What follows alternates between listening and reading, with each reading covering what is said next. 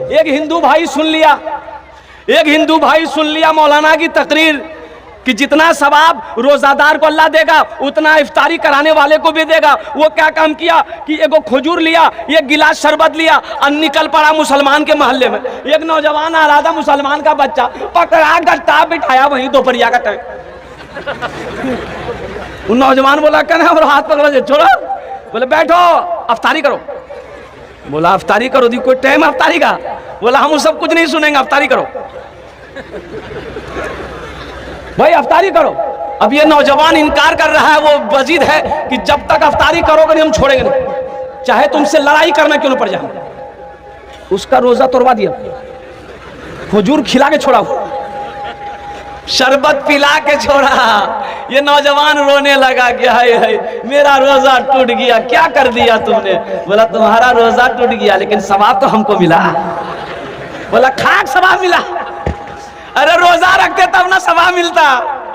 ये तो इफ्तारी का सवाब उस वक्त मिलेगा जब इफ्तारी का वक्त हो जाएगा, रोजा खोलने का वक्त हो जाएगा। तुमने तो भरी दोपहर में मेरा रोजा तोड़वा दिया, ना तुमको सवाब होगा ना हमको सवाब होगा। इसलिए मेरे बच्चों नौजवानों, इंशाअल्लाह इस महीने का एहतराम करना, इस महीने का इकराम करना, इस महीने की पाबंदी के साथ 30 रोजे रखना। देखो एक बात याद रखो, रोजा रखने से आदमी कमजोर नहीं होता है। जो कमजोर रोजा रखेगा अल्लाह उसको ताकत वाला बना देगा, अल्लाह उसको ताकत वाला बना देगा। इसलिए हिम्मत के साथ, शैतान तो कैद कर दिए जाते हैं, रमजान के महीने में शैतान को कैद कर दिया जाता है, जंजीरों में जकड़ दिया जाता है। शैतान कहाँ है? इसलिए पाबंदी के साथ 30 रोजे रखेंगे, इंशाल्लाह रखेंगे। कितने लोग तैयार है? जरा हाथ उठाए इंशाल्लाह।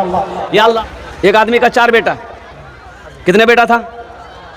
4 बेटा है, किसी को नहीं पढ़ाया, सिर्फ दौलत इकट्ठा किया, दौलत जमा किया। वो वक्त भी आ गया, मौत का वक्त सामने है, मौत सामने खड़ी है, ज़ारो कतार रोने लगा। चारों बेटे जमा हो गए, बीवी आ गई, रिश्तेदार लोग आ गए। तो बेटों ने कहा कि अब्बा आप क्यों रो रहे हैं?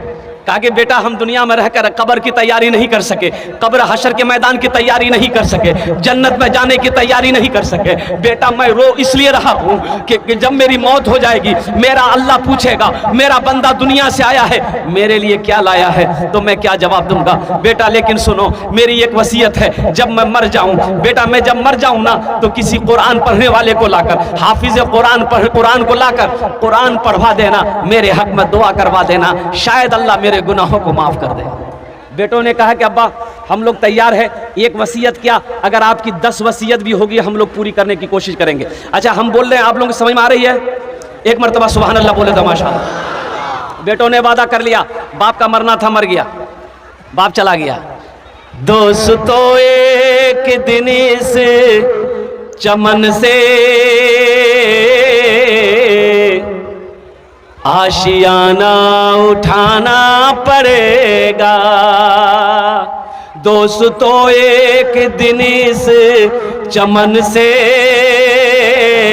आशियाना उठाना पड़ेगा। दोस्तों एक दिन इस चमन से आशियाना उठाना पड़ेगा। उठ गया जिस घड़ी आबोदाना, छोड़कर सबको जाना पड़ेगा। उठ गया जिस घड़ी आबोदाना, छोड़कर सबको जाना पड़ेगा। जाने वाला चला गया, रिश्तेदार लोग आए, गुसल दिया, कफन पहनाया, जनाजे की नमाज पढ़ के कब्रिस्तान में दफन कर दिया। अब चारों बेटा रात में बैठा मशवरा करने के लिए कि बाप की वसीयत थी किसी हाफिज कुरान को लाकर कुरान पढ़वा कर दुआ करवाना। तो उस जमाने में कुरान पढ़ने वाले बहुत कम थे, इक्का दुक्का लोग कुरान पढ़ने जानता था। तो 3 भाइयों ने कहा कि कहाँ जब हाफिज ढूंढे ले, अब्बा मर ले गेले, अब्बा जाने उसका अमल जाने कब्र जाने, हम लोग टेंशन नहीं लेंगे। उसका छोटा बेटा बोला कि नहीं, चाहे जो हो जाए, वो हाफिज जहां मिलेगा, मधेपुरा में मिलेगा, सुपौल में मिले, हम उसको लाएंगे। वो निकल पड़ा। एक बाबा से मुलाकात हो गई, साहिल से। ये नौजवान ने कहा बाबा आप गली गली घूमते हो, आपकी नजर में कोई हाफिज कुरान है, कुरान पढ़ने वाला कोई है? तो बाबा ने पूछा बेटा क्या बात है? बोले मेरे बाप की वसीयत थी कि मेरे मरने के बाद किसी हाफिज कुरान को लाकर कुरान पढ़ाकर दुआ कर देना। तो बाबा ने पूछा बेटा तेरा घर कहाँ है? बोला अररिया। तो बाबा ने कहा कि अररिया में कोई हाफिज कुरान नहीं मिला जो मधेपुरा आए हो। ते नौजवान ने कहा कि बाबा अगर अररिया में मिल जाता तो हम मधेपुरा काहे के लिए आते। तो बाबा सोचने लगा, अरे वाह बड़ा अच्छा मौका है, जब अररिया में कोई कुरान पढ़ने वाला है नहीं है तो हम क्यों ना हाफिज कुरान बन जाए। कोई गलती पकड़ेगा? अभी गलती कोई पकड़ेगा? बोला जब अररिया में है नहीं तो हम हाफिज कुरान क्यों। दिले दिल सोचा, बोला बेटा तेरी परेशानी दूर हो गई। बोला कैसे? बोला सुनो, हम हाफिज भी हैं कारी भी हैं, अथा कुछ नहीं, पक्का जाहिल है, पक्का जाहिल। वो सोचा जब अररिया में कोई है नहीं है तो हम जो पढ़े कौन पकड़ेगा, कोई गलती पकड़ेगा। बड़ी मोहब्बत से लाया, खाना पीना खिलाया, बोला बेटा पढ़े। बोला यहाँ मत पढ़िए, कब्रिस्तान चलिए, मेरे बाप के कब्र में बैठ के पढ़िएगा। बोला जहाँ पढ़ा दो। जाके कब्र में बैठा, पढ़ना शुरू किया। ऐ खुदा मैं तो कुछ जानता नहीं, ऐ खुदा मैं तो कुछ जानता नहीं, ऐ खुदा मैं तो कुछ जानता नहीं, ऐ खुदा मैं तो कुछ जानता नहीं। बेटा समझ लगा, वाह मौलवी साहब बड़ा फरवर्ड पढ़े जी।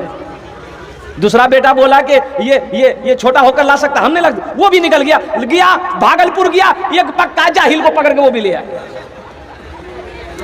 घर में खिलाया पिलाया। बोला पढ़े। बोला यहाँ मत पढ़िए, मेरा छोटा भाई का हाफिज साहब कब्रिस्तान में पढ़ रहा है, उसी के बगल में आप बैठ के पढ़िएगा, ये जो सुना वहां हाफिज साहब है। बोला बा अगर वो असली होगा तो जितना पैसा मिल रहा है उसका आधा उसको दे देंगे, घूस, आधा तो बचेगा। जब ये कब्रिस्तान पहुंचा तो देखा वो जो पढ़ रहा था, वो देखा गया लंबी टोपी लंबा कुर्ता, वो इतनी बड़ी दाढ़ी, वो सोचा हो ना वो असली ये होगा, ना ये असली था ना वो असली था। ये जब पहुंचा तो वो पढ़ना बंद कर दिया। बोला ये इसी के बगल में बैठ के पढ़िए। बोला बाबू तुम लोग घर जाओ, हम लोग पढ़ते रहेंगे। बोला नहीं सामने में पढ़िए।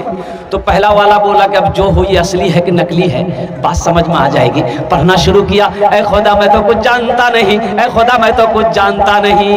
ये दूसरा वाला समझ गया कि पक्का जाहिल है, तो भी पढ़ना शुरू किया, जैसन तू वैसन में, जैसन तू वैसन में, जैसन तू वैसन में, जैसन तू वैसन। तीसरा भाई बोला कि रे बा ये दो हाफिज कुरान को ला सकता, हम नहीं ला सकते। वो भी गया एक जाहिल को पकड़ के ले आया, वो भी एक जाहिल को पकड़ के ले आया। चौथा भाई चौथा जाहिल को पकड़ के ले आया। बोला कि बाबू ऐसा करो, तुम्हारा अब्बा जन्नत पहुंचा। बोला अभी ये बताइए अब्बा को जन्नत पहुंचाने में कितने दिन लगेगा। इन लोग बोला कि बेटा जन्नत बहुत दूर है, नजदीक नहीं है, कम से कम 2 महीना लगेगा। बोला 2 महीना लगे या 4 महीना, लेकिन मेरे अब्बा को जन्नत से बाहर मत छोड़िएगा, इसलिए कि मेरा अब्बा हम लोगों के लिए बहुत कुछ किया है। मेरे अब्बा को जन्नत पहुंचा दीजिएगा। 2 आदमी हाथ पकड़िएगा, 2 आदमी पैर पकड़िएगा, डायरेक्ट लिया के जन्नत में घुसा दीजिएगा। बोला तुम लोग घर जाओ, हम लोग पढ़ेंगे। बोला नहीं यही पढ़िए आप लोग पढ़िए। तो पहला वाला बोला कि जो होगा ये दोनों असली है कि नकली पता चल जाएगा। पहला वाला पढ़ना शुरू किया, ऐ खुदा मैं तो कुछ जानता नहीं। दूसरा बोला जैसन तू वैसन में, जैसन तू वैसन में। तीसरा समझ गई पक्का दोनों जाहिल है, वो भी पढ़ना शुरू किया। ये अंधेरी तकलीद कब तक चलेगी, कब तक चलेगी, कब तक चलेगी। तो चौथा समझ गया कि पक्का तीनों जाहिल है, वो भी पढ़ना शुरू किया। जब तक चले चलने दो, जब तक चले चलने दो, जब तक चले चलने दो, जब तक चले चलने। नौजवानों कई दिन रहे, वो लोगों ने खाया और अल्लाह अकबर कबीरा, खाया पहना और घर के तरफ चल दिया। अब मुझे ईमानदारी के साथ बताओ उनके बाप को फायदा पहुंचा? भाई बाप को फायदा पहुंचा? अगर वही चारों बेटों में से अगर किसी को कुरान पढ़ा देता तो वही एक बेटा कोई सूरह फातिहा पढ़कर, सूरह अखलास पढ़कर, इन्ना आतेना पढ़कर रब की बारगाह में दुआ कर देता तो शायद अल्लाह उसके बाप के गुनाहों को माफ फरमा। कुर्बान जाओ नौजवानों, इसलिए पहले से दिल में ठान लो, हिम्मत के साथ, हौसले के साथ, जज्बे के साथ कि आने वाला महीना का इस्तकबाल करेंगे, आने वाला महीना का इस्तकबाल करेंगे। और इस्तकबाल करने के साथ साथ ये नीयत करनी है कि इंशाअल्लाह हम 300 रोजे रखेंगे इंशाअल्लाह। कितने लोग तैयार हैं इंशाअल्लाह? 300। हाथ उठाने के लिए तो उठा दिए हैं, अल्लाह आपके हाथ उठाने को कबूल फरमाए। नहीं तो हम ही लोगों में से कितना आदमी ऐसा है जैसे ही रोजा शुरू होगा गैस्ट्रिक शुरू हो जाएगा। बोला बात सही गलत है? गैस्ट्रिक शुरू हो जाएगा और दिन में केवाड़ी लगा के गुप गुप गुप गुप गुप खाएगा। तो कोई कहेगा नहीं रोजा नहीं जाओ, बोले भैया हमारा गैस्ट्रिक ठीक है। तो जब गैस्ट्रिक है तो गुप गुप क्या खा रहे? अच्छा देखिएगा